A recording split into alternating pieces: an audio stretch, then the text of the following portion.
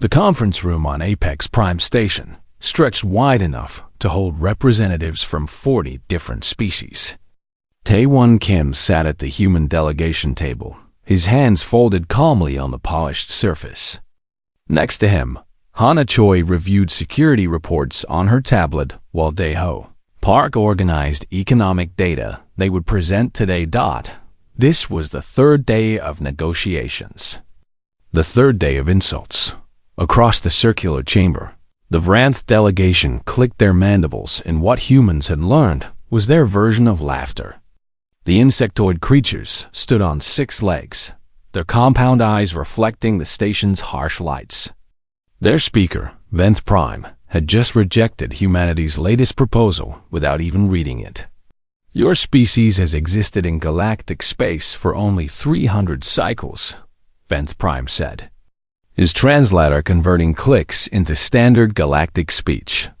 You'd come here demanding equal treatment, demanding fair payment? You should thank us for allowing you to serve the greater galaxy. Tae-Won kept his face neutral. He had practiced this expression for years.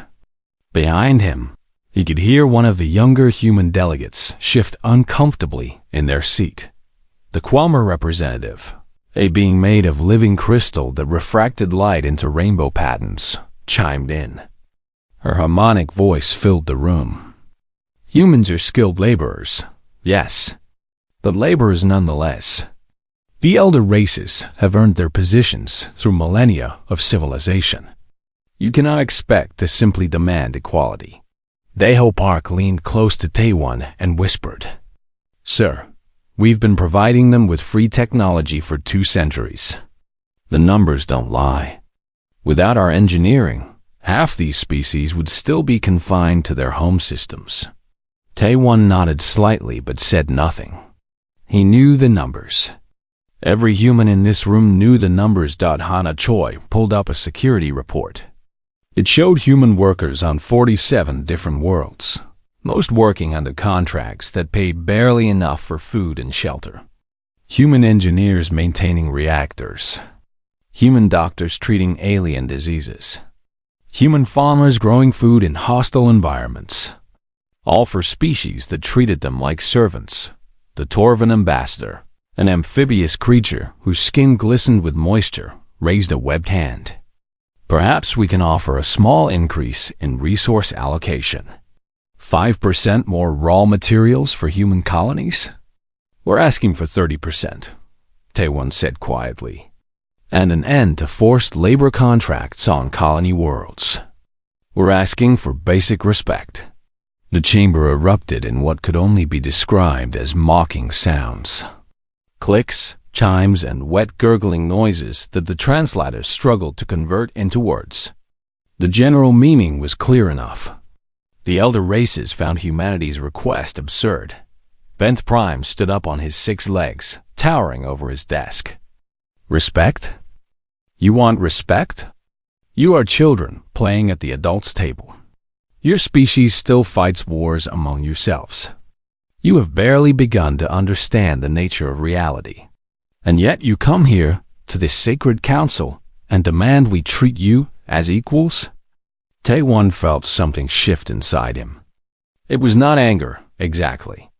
It was something colder, something final. He had spent 5 years preparing for these negotiations.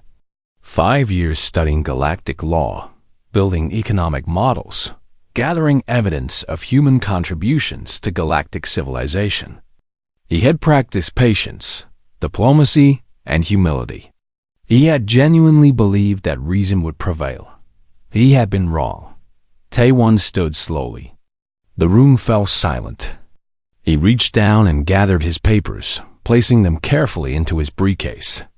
Dae-ho and Hana looked at him with surprise, then understanding. Ambassador Kim? The Quelmer representative chimed. Are you unwell? No, Tae-Won said simply. I'm done. He looked around the chamber, meeting the eyes of each delegation. Humanity came here in good faith. We came with fair proposals. We came asking only to be treated as partners rather than servants. You have made your position clear. We accept it. Venth Prime's mandibles clicked in amusement. You accept? Good. Then we can move forward with, no. Taiwan interrupted. We accept that you will never see us as equals. Therefore, we are leaving. The chamber went silent. Several species exchanged glances. This is a negotiating tactic, the Torvan ambassador said. You cannot simply leave. We can, Taiwan replied. And we are. He gestured to the human delegation. 30 men and women stood as one. They gathered their materials without hurry, without drama. They simply packed up and began walking toward the exit. Venth Prime's translator crackled. If you leave these negotiations, there will be consequences. Trade restrictions. Limited access to galactic lanes. We can make things very difficult for humanity. Taiwan paused at the doorway. He turned back and gave the council a small, sad smile. You already have. For 300 years, you already have. He walked out. His delegation followed. Behind them, the chamber erupted in confused discussion. Some species seemed concerned. Others laughed. Most seemed to believe the humans would return within a few days, ready to accept whatever scraps the council offered. They were wrong. In the docking bay, Taiwan boarded the human shuttle. Hannah Choi immediately opened a secure channel to the fleet. Captain Lee, this is Choi. Authorization code Alpha 77. Initiate protocol Exodus. There was a pause. Then Captain Sung-Min Lee's voice came through, steady and clear. Confirmed. Exodus protocol initiated. All human personnel across all sectors will receive recall orders within the hour. Tae-Won sat down in the shuttle's command chair. He felt tired. So very tired. But also, strangely, relieved. Sir, Daeho said quietly. Once we do this, there's no going back. I know, Tae-Won replied. The galaxy depends on us for so much. Medical care, engineering, food production. They'll suffer. I know that too. They might come to understand what we offered them. Tae-Won nodded. They might. Or they might not. Either way, we're going home. The shuttle departed from Apex Prime Station. Behind them, the Galactic Council continued their meeting, confident that the humans would return. They discussed how to punish humanity for this display of disrespect. They made plans to teach the upstart species a lesson. None of them realized that the lesson was about to go the other way.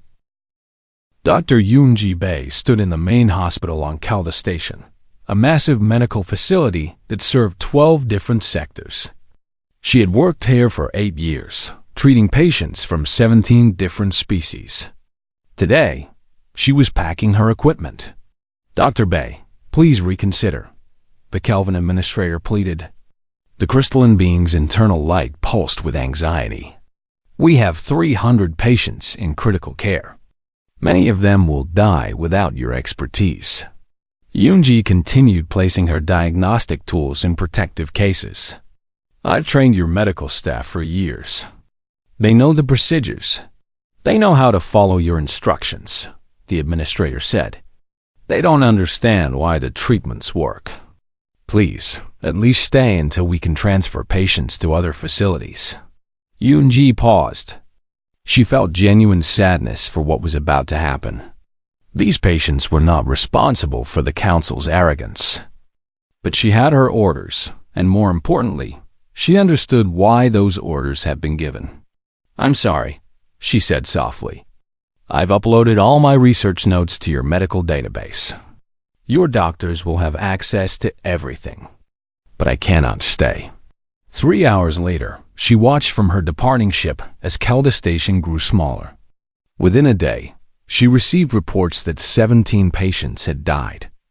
The Kelvin doctors had followed the treatment protocols exactly, but they hadn't understood how to adjust for complications. They had never needed to before. Dr. Bae had always been there to guide them. Across the galaxy, similar scenes played out on dozens of worlds. Engineer Bahram Song walked through the reactor core of Apex Prime Station itself. The massive fusion reactor provided power for 3 million inhabitants. The Boram had designed it 12 years ago, training the station's engineering staff to maintain it. "You can't take the reactor," the station administrator protested. "That's theft." Boram smiled patiently. "I'm not taking the reactor. I'm taking my tools, my diagnostic equipment, and my technical documentation. The reactor belongs to the station. Enjoy it, but without your maintenance. Your engineers have been trained," Boram said. "They should be fine." He knew they wouldn't be fine. The reactor was a masterpiece of human engineering, designed to operate at 97% efficiency with minimal waste. Maintaining that efficiency required understanding quantum harmonics, plasma containment field dynamics, and about 15 other disciplines that most galactic species had never bothered to study. They had just hired humans to handle it. Boram left behind a reactor that would probably work for another 6 months before efficiency started dropping. Within a year, they would be lucky to get 60% power output. Within 2 years, they would face cascading failures unless they figured out the underlying principles. He had left them the blueprints. He had left them the manuals. He had even left them detailed maintenance schedules. What he hadn't left them was understanding. On the agricultural world of Torvus IV, farmer Jinwoo Quan supervised the harvest of his hybrid grain. The golden plants swayed in the alien world's purple-tinted wind. These plants should not exist. The soil here was toxic to most earth crops, and native Torvan plants were inedible to most species. Jinwoo had spent 20 years solving that problem. Gene by gene, generation by generation, he had created crops that thrived in Torvus soil and provided nutrition for both humans and a dozen other species. His farm fed 2 million beings. Now he was harvesting everything and leaving. The Torvan governor arrived in her water-filled transport sphere. "Farmer Quan, you are destroying our world's economy. This farm produces 30% of our food supply." Jinwoo continued supervising his workers. "You can keep the land. You can keep the irrigation systems. You can even keep the remaining seed stock. Then why are you leaving?" "Because the Galactic Council has made it clear that human contributions are not valued," Jinwoo said simply. "We're going home." "But the seeds are hybrid plants that require specific nutrient supplements every growing season," Jinwoo said.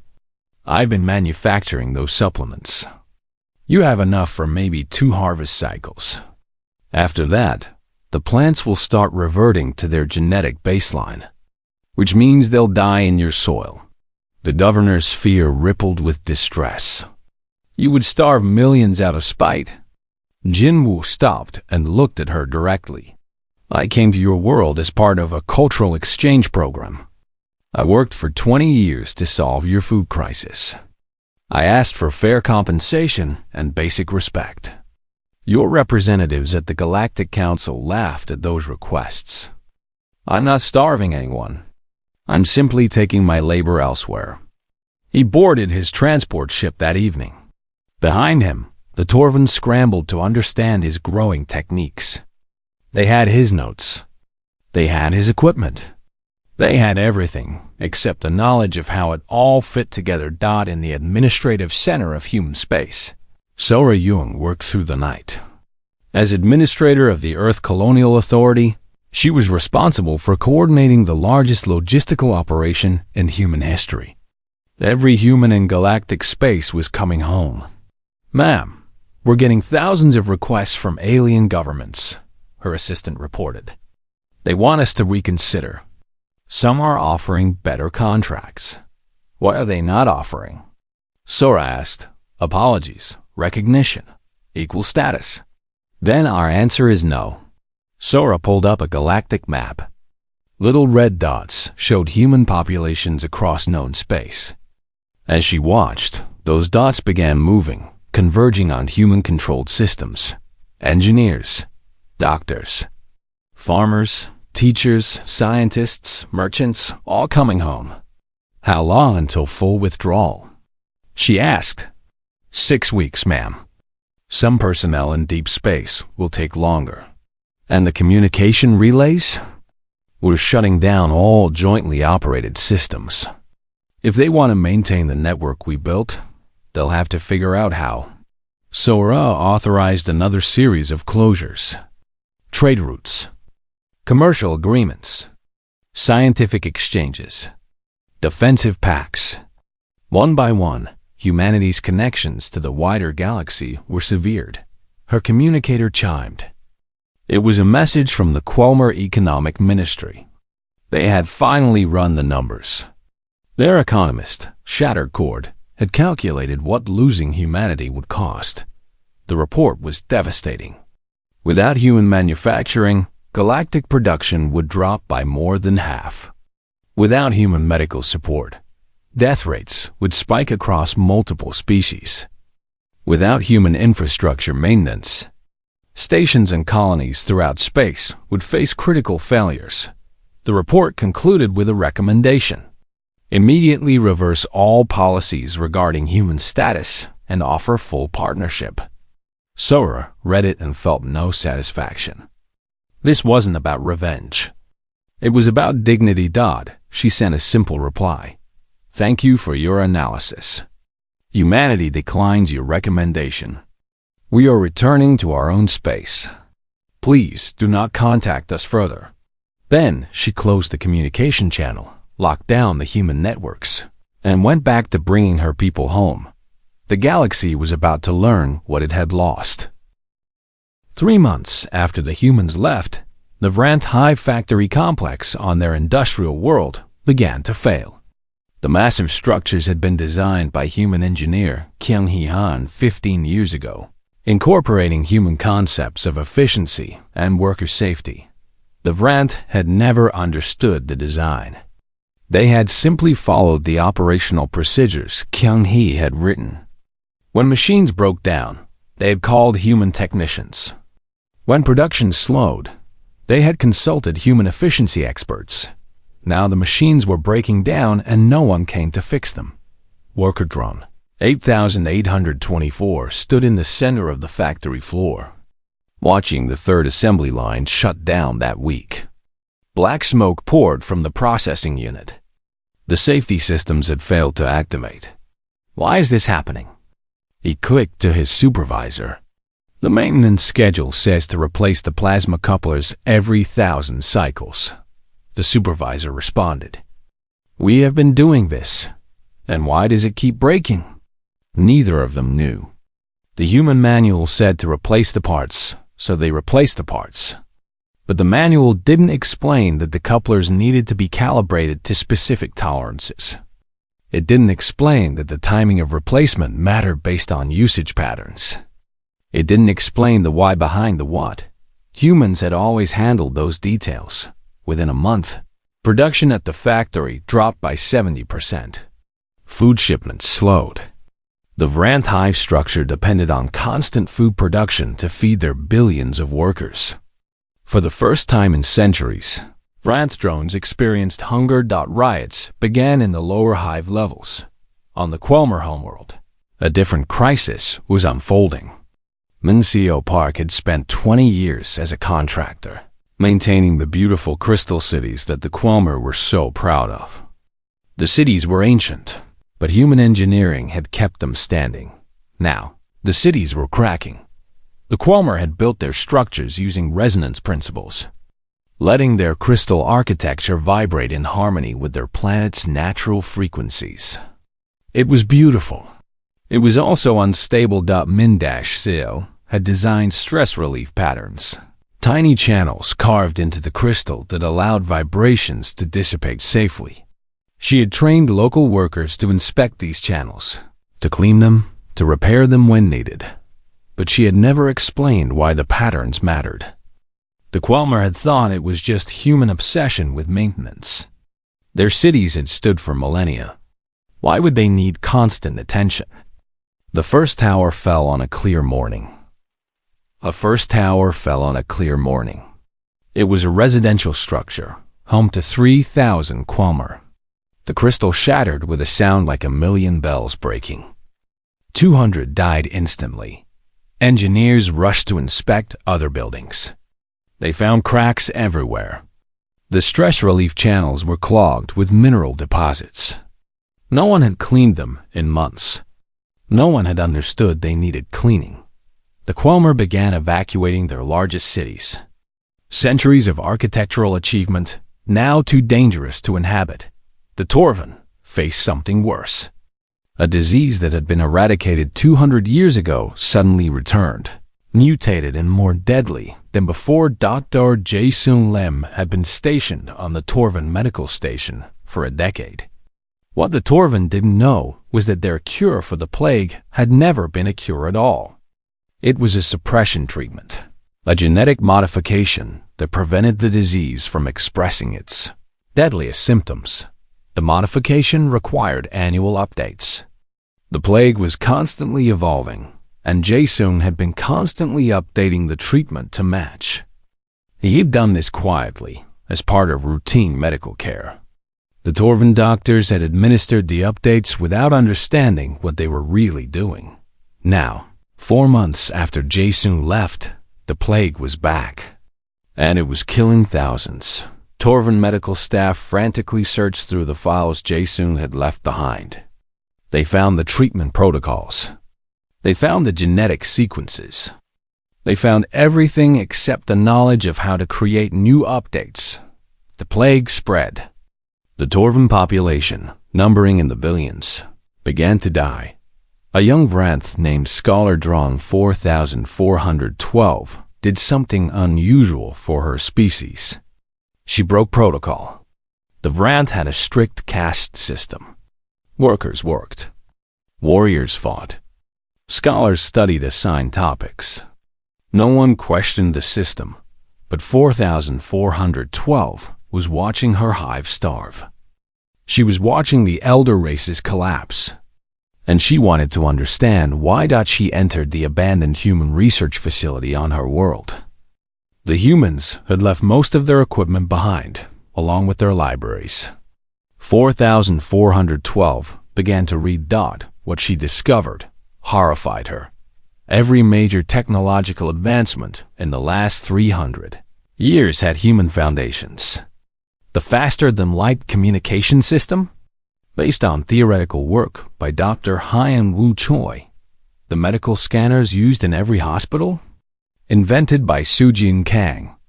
The water purification systems that made colonization possible, designed by a human team led by Tae-Hyun Lee.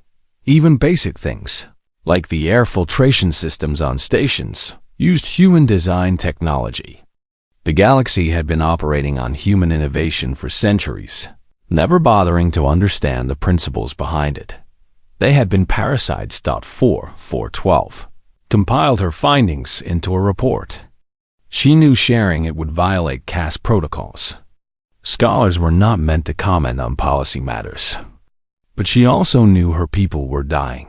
She transmitted the report to the Vranth Council and to every galactic government she could reach. The response was immediate and furious. The elder races denied everything. The younger races demanded answers. The galaxy erupted in political chaos. On Apex Prime Station, the reactor core that Bo-Ram Song had designed was failing. Efficiency had dropped to 62%. Power brownouts were becoming common. The station administrator had hired the best non-human engineers available. None of them could fix it. The plasma containment field is destabilizing, one engineer reported. According to the manual, we need to recalibrate the quantum harmonic oscillators. How do we do that?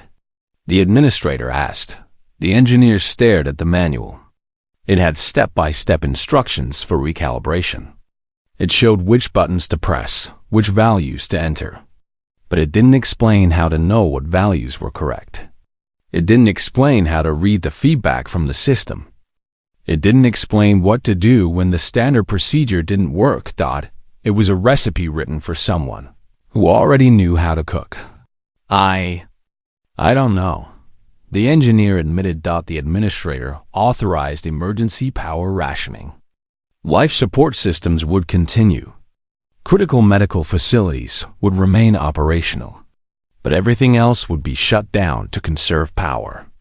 3 million inhabitants began living in semi-darkness, wondering when the lights would come back on. Similar scenes played out across the galaxy. Food shortages, medical crises, infrastructure failures. The elder races scrambled to find solutions, but they were discovering a painful truth. Knowledge is not the same as understanding. The humans had left them all the knowledge they needed. Manuals, blueprints, research papers, detailed procedures. But understanding required something else. It required the foundation of principles, the awareness of why things worked, the ability to adapt when conditions changed. The galaxy had spent 300 years letting humans do the thinking. Now they were learning that thinking was a skill, and like any skill, it atrophied when not used. The younger races, who had been less dependent on human support, fared better. The Kelvin Collective, the Drasen Unity, and several others had always maintained their own research programs, their own engineering traditions. They suffered, but they adapted. The elder races, who had been the most dismissive of humanity, suffered the most. Their pride had made them lazy. Their arrogance had made them dependent. And now they were paying the price. In the rant hives, the starving drones began to question the council's decisions. In the Quelmer cities, the homeless demanded answers. On Torvan worlds, the dying cursed their leaders. The galaxy was falling apart, and the humans were gone. The emergency session of the Galactic Council was supposed to restore order. Instead, it descended into chaos within minutes. Speaker Venth Prime stood at the center of the chamber, his mandibles clicking in agitation. The situation is temporary. We simply need to allocate resources more efficiently. Redirect workers from non-essential industries. Increase production quotas. A Torvan representative stood, water dripping from his environmental suit. Increase quotas? Our people are dying of plague. We need medical solutions, not production targets. The plague can be contained with quarantine measures, Venth Prime responded. We tried quarantine. It doesn't work. The disease spreads too quickly. The Torvan's voice broke. 15 billion dead in 3 months. 15 billion. And you're talking about production quotas. A Quelmer representative chimed in, her crystal form flickering with distress. Our cities are collapsing. We've evacuated 60% of our urban population. They're living in temporary shelters. We need engineers who understand structural resonance. Then train engineers, Venth Prime said. It takes decades to train engineers to that level. We need help now. Venth Prime slammed his foot claw on the desk. We will not beg the humans to return. They abandoned their responsibilities. They abandoned the galaxy in its time of need. This crisis proves they were never trustworthy partners. The chamber fell silent. Then a young Drasen delegate spoke up. She was small, barely 2 meters tall, with silver scales that reflected the chamber lights. With respect, Speaker, she said carefully, the humans didn't abandon responsibilities. They requested fair treatment, and we refused. They left because we treated them as servants, not partners. Who gave you permission to speak, junior delegate? Venth Prime clicked angrily. The Drasen Unity values all voices, regardless of age or rank, she replied. Perhaps that's why our worlds are not collapsing. We maintained our own engineering programs. We treated human advisors as teachers, not servants. We learned from them instead of depending on them. Several other younger race delegates murmured agreement. Venth Prime's mandibles clattered with rage. You dare lecture this council? Your species has existed in space for barely 2 centuries. You know nothing of galactic politics. I know that 15 billion Torvin are dead, the Drossen replied quietly. I know that Ranth thrones are starving. I know that Quelmer cities are ruins. And I know that the elder races are too proud to admit they made a mistake. The chamber erupted in angry clicks, chimes, and gurgles. The elder races demanded the Drossen delegate be removed. The younger races defended her. The session collapsed into shouting on Earth. President Yoonji Nam watched the broadcast with her security chief, Colonel Woo Jin-ru, and her advisory council. It's worse than we thought, Woo Jin said quietly. The casualty numbers are staggering. Yoonji's face was carefully neutral, but her eyes showed sadness. Yes, ma'am, we could help them. Even limited medical support would save millions of lives. I know. Trade Minister Jung Gi-an spoke up. I've been running economic models. The galaxy is headed for complete collapse. Not just the elder races. Everyone.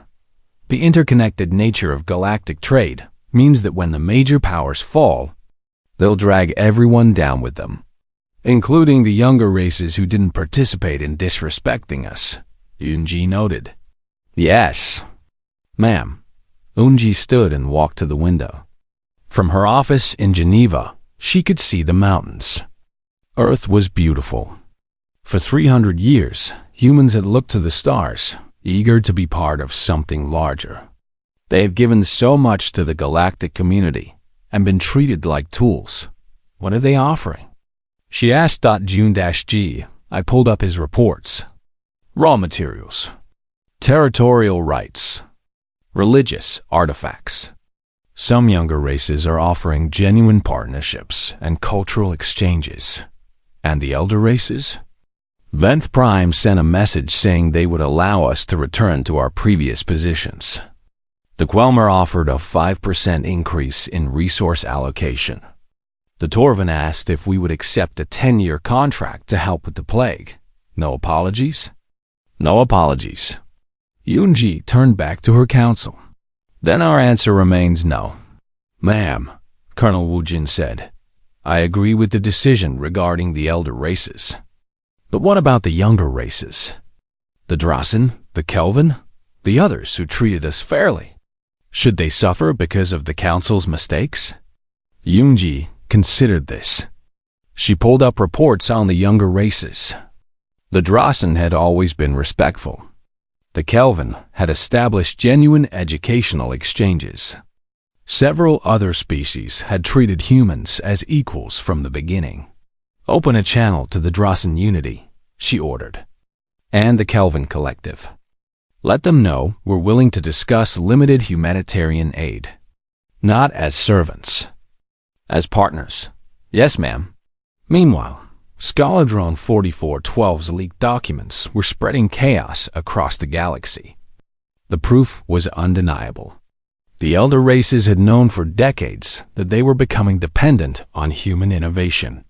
Internal memos showed council members deliberately suppressing human advancement to maintain control. One memo from 20 years ago was particularly damning. It discussed the human problem and how to keep them useful but subordinate. It recommended limiting human access to advanced research, restricting their political representation, and maintaining economic pressure to prevent them from becoming too independent. The younger races were furious. The Drossen Unity formally withdrew from the Galactic Council. The Kelvin Collective followed. Within days, 17 species had left, forming their own coalition. The elder races tried to maintain control, but their power was crumbling along with their infrastructure.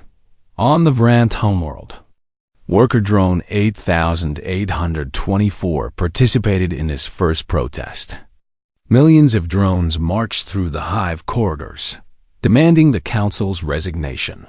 The concept of protest was foreign to Vranth culture. Their caste system had never allowed for it. But hunger changes everything. The council lied to us. 8824 clicked to his fellow workers. They made us dependent on humans, and treated those humans with contempt. Now we starve because of their pride. The protests spread. Within weeks, Venth Prime was forced to step down. A reform movement, led by worker drone 6633, took control, promising to change the entire structure of Rant society. The Quelmer faced a similar uprising. Shattered Cord, the economist who had warned the council months ago, became the leader of a movement demanding honesty and reform. She had broken her life bond contract to speak truth to power. Others followed her example. For the first time in their history, the Quelmer questioned their ancient traditions. The Torven were too busy dying to protest. Their medical system had completely collapsed. The plague was spreading unchecked. Desperate governors began sending individual messages to Earth, begging for help, offering anything. President Yunji read each message personally. Each one represented millions of lives. Each one was a chance to help Dot, and each one came without the thing that mattered most: genuine respect. Send a message to all Torven governors, she instructed. Tell them we will provide medical data on the plague suppression treatment, free of charge. But we will not send doctors. We will not do the work for them. If they want to save their people, they must learn to save themselves. It was a harsh decision. It meant millions more would die before the Torven figured out the treatment. But Yunji knew that simply rescuing them would teach them nothing. They would fall back into dependency, and the cycle would repeat. The galaxy needed to learn to stand on its own, or fall trying. 1 year after the humans left, the galaxy looked nothing like it had before. The Galactic Council no longer existed in any meaningful way. The Grand Chamber on Apex Prime Station sat empty, powered down to conserve energy. The station itself operated at minimal capacity, home to barely a quarter of its former population. The elder races clung to fragments of their former power. The Vrant hives had fractured into dozens of independent colonies, each struggling to feed itself. The Quelmer worlds were half abandoned, their beautiful crystal cities now dangerous ruins. The Torven population had stabilized at 60% of what it had been. The plague finally contained through brutal quarantine measures and trial-and-error medicine. But something new was growing in the ruins. The Kelvin Collective had been among the first to reach out to humanity properly. Their coordinator, Prism Song, composed a message that was simple and honest. We were wrong. Not all of us, perhaps, but enough of us. We allowed the elder races to set the tone of galactic politics. We stood by while humans were treated as servants. We benefited from your labor without offering fair compensation. For this, we apologize. We don't ask you to fix our problems. We ask only if you would teach us to fix them ourselves. As equals. As partners. The message arrived on President Yunji Nam's desk. She read it 3 times, then called her council. Opinions?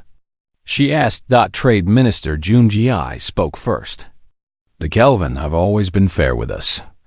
They maintained their own research programs, never became dependent. They're one of the few species that treated our people with genuine respect. They're also suffering, Colonel Wujin added. Not as badly as the elder races, but the galactic economic collapse is affecting everyone. They need help.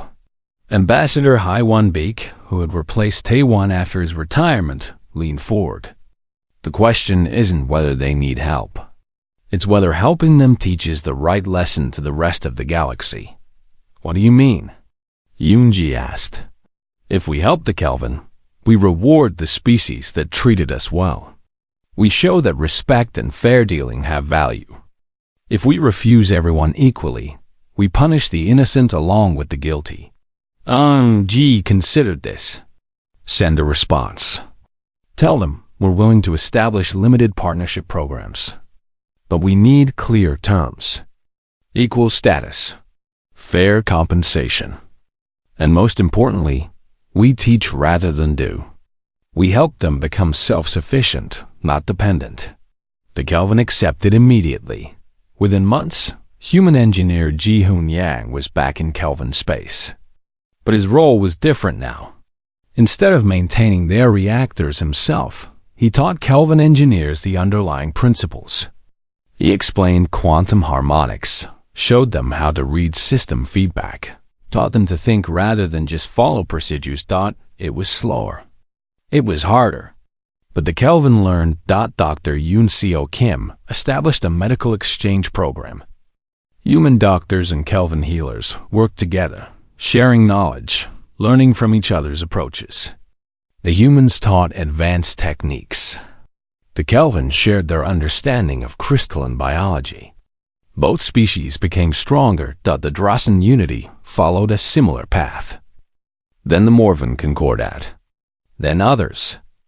Slowly, carefully, humanity began rebuilding relationships with the species that had shown them respect. The elder races watched from their crumbling worlds, some with resentment, some with growing understanding. On the Vrant homeworld, reform drone 6633 had completely restructured their society. The caste system was abolished. Workers could become scholars. Warriors could become farmers. For the first time in Vrant history, individuals had choice. 6633 had spent months studying the leaked documents, understanding how the old council had betrayed their own people. She was determined to do better. She composed a message to Earth. It was not easy for her. The Vrant had no cultural concept of apology. Their language barely had words for it. But she tried. Humans. We wronged you. Our council wronged you. We treated you as tools when you offered partnership. We mocked you when you asked for respect. Our people are now paying the price for that arrogance. We do not ask for rescue. We do not ask for you to fix our problems. We ask only for forgiveness and perhaps, in time, for the chance to learn from you as students, not masters. We understand if you refuse. We have earned nothing else. The message reached Earth. President Eunji read it with her council. They're still starving, Junji-I reported. Production is improving but slowly. Best estimates suggest another 5 years before they're stable.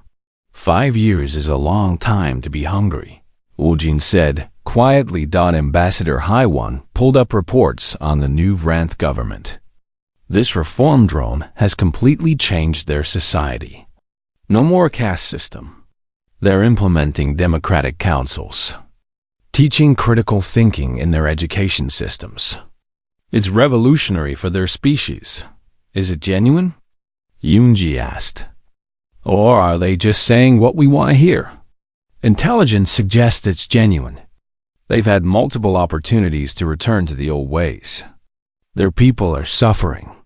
A strong leader could use that suffering to justify authoritarian control. Instead, 6633 is giving them more freedom. Eunji made her decision. Send humanitarian aid.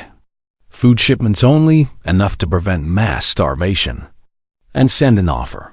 If they want to learn agricultural techniques, we'll send teachers. But they do the work themselves. The Vrant accepted gratefully. The Quelmer took longer to break.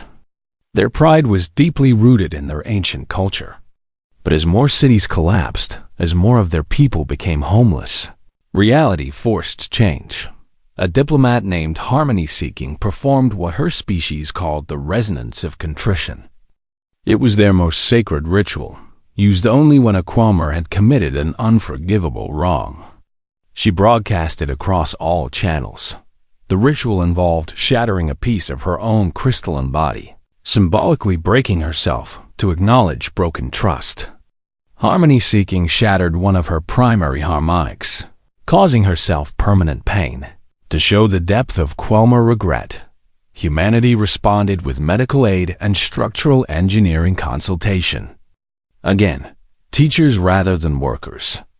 The Quelmer would have to rebuild their own cities, but humans would show them how. The Torven were the last of the elder races to reach out.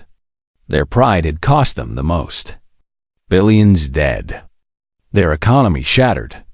Their medical system rebuilt from scratch through painful trial and error. Rebuilt from scratch through painful trial and error. Their new speaker, Wave Singer, sent a simple message.